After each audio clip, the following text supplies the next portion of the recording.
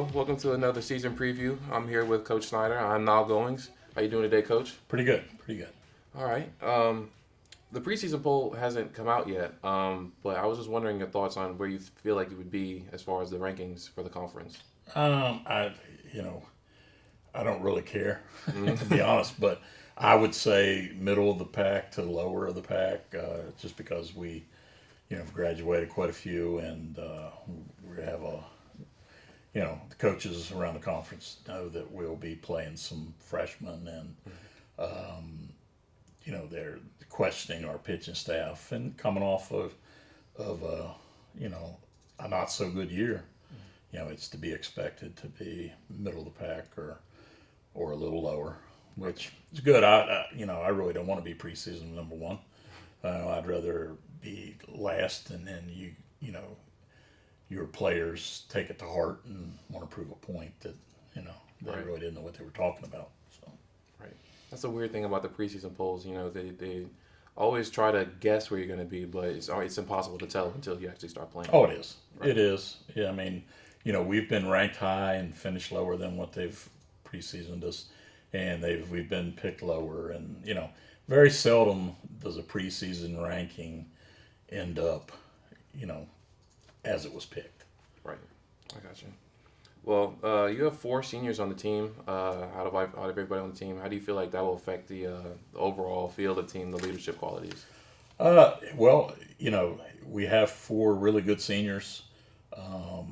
They've been with us, for 4 years, and they know the system like the back of their hand.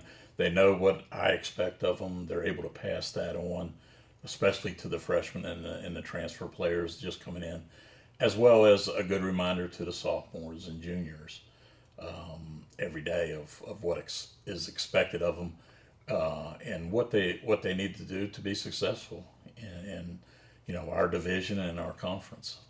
Right. Well, you also have four freshmen on the team. Four new incoming freshmen from high school. Mm-hmm. How are they transitioning from the high school stage to the college stage? Well, it's difficult for them. I'm sure if you asked each of them, it's college is a whole different level of how things are done. The drills that they do, they're more in depth. The conditioning is harder. Everything that's needed to be done to get the job done is a little tougher. But I think we've brought in four excellent freshmen that they were the superstars at their high schools, and now they're coming in here, and hopefully they can be the superstars, in our conference. Right. Okay. You have a really you have many various ages on the team. You have a lot of freshmen. You have sophomores. You have juniors. You have seniors. They're pretty evenly distributed throughout the team. How do you feel like that'll affect the overall Well, chemistry?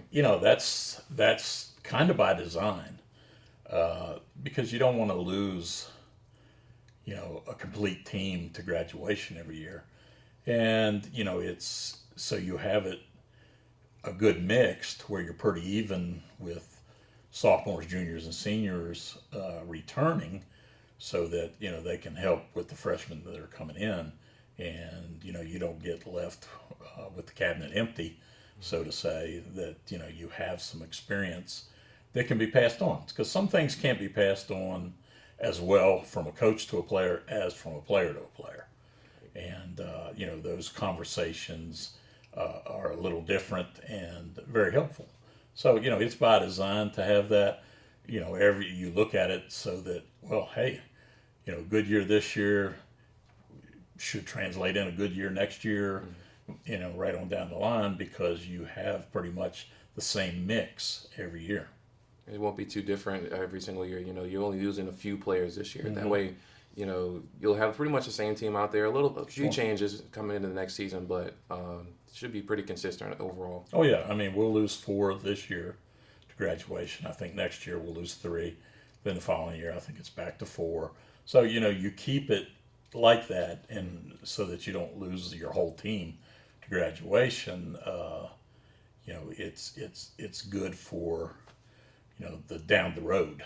Right. And like I said, it's instead of what's the old saying? We're not going to, we're going to reload, and you have the ammunition to reload with.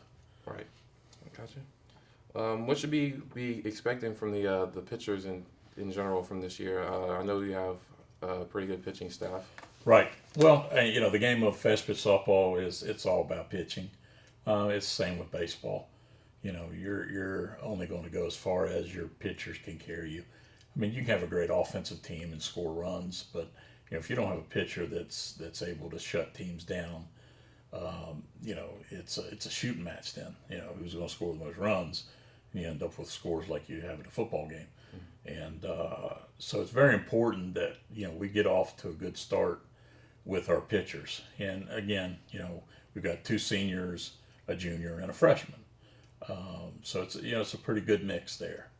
And I think right now it's a good even staff. We really don't have somebody that's just heads and shoulders above the rest, and which is good because it's they're not heads and shoulders above the rest. Is a positive thing. And right now, our freshman is throwing real well. She'll get her innings in. Of course, our seniors will get the majority of innings in just because of the experience they have. But we will mix in our junior and freshman in there to get their innings too. So it's I like where we're at with that. It's hard to tell. We've had a couple inter squads. I mean, we've only practiced a week, but we had a couple inter squads this weekend, and they look pretty good. We want our pitchers. I preach to them. We don't have to strike everybody out, but we want batters to hit their pitches. So if it's a drop ball, we want them to hit on top of it. Get us, ground ball, shortstop for now. The easiest route for a pitcher to take is 3 pitches, 3 outs. Even though you say, well, come in and strike the side out. Well, the minimum pitches you're going to throw is 9. Right. So if you come in and throw 3, get 3 ground balls, 3 outs, we're gone. You save the arm and everything else. So we're working hard on defense to throw behind them. I think what I've seen so far from our pitchers, that right now we're not going to get a bunch of strikeouts, but we're not going to have any walks. Right. And we're going to make defensive plays behind them. Right. The most important thing for pitching is to get outs. Doesn't matter really how you get them. You gotta let your defense work. You get the occasional strikeout, but I mean, you should have confidence in your defense as a pitcher in order to allow team that gets to the gets 20, 21 outs the quickest normally is the winner. Right. So, what are you expecting from the position players from this year? I know you have a lot of returners also in that area. Right. It's going to be interesting. I mean, right now, if we started today, I would have 2 freshmen on the left side of the infield, shortstop, third base. So we're going to be young there. We should have seniors and juniors and seniors on the right side, first and second. We'll have a good mix in the outfield of seniors and juniors and sophomores. So right now, the thing that's really exciting for us is that left side, and we've got 2 really good players there. They're really coming along fast, but there's no experience like actual game experience. Right. So until we can get some games under their belts, it's still going to be a little bit up in the air. Right. But offensively, all the freshmen, all the new people in, we're hitting the ball well, so we should be able to score some runs if we get our pitchers to do what they're supposed to do, and defense just making routine plays. I preach to them, take care of all the little things, and if you do that, the big things seem to handle themselves. So. Right. On defense, got to keep routine. Offense, Sure. got to make runs, and outs. Right. So, right. How do you feel about the schedule this upcoming season? I see you have 34 non-conference games and 20 conference games. Right. Well, I would never be convicted of putting up a weak schedule, a powder puff schedule. If you look through the non-conference teams that we have on there, they're all teams that we're in either in the regionals or we're in the top 2 or 3 of their conference. There's no powder puffs or gimme games on there. And you know, I believe that tougher your competition that you play, the tougher you become. And the Peach Belt Conference in softball is just dog eat dog. I mean, there's no weak teams there. There's no easy day off. You got to be ready to play every day when it comes to the conference. So I think a strong non-conference schedule helps you prepare for that. Right. You also those games can also have heavy region implications too, especially if the teams are in the top, in the standings or in their conference. They have heavy region implications. Right, and that's how you have to schedule, because when you talk about goals, of course, every coach in college, their goal should be to win a national championship. Right. But there's certain roads you have to take to get to that goal. One goal is definitely to do well in your conference, and then the next goal is to do well in the region. So, you need to schedule a strong, region schedule, even though it's non-conference. And if you look at our schedule, everybody on our schedule is in our region. Right.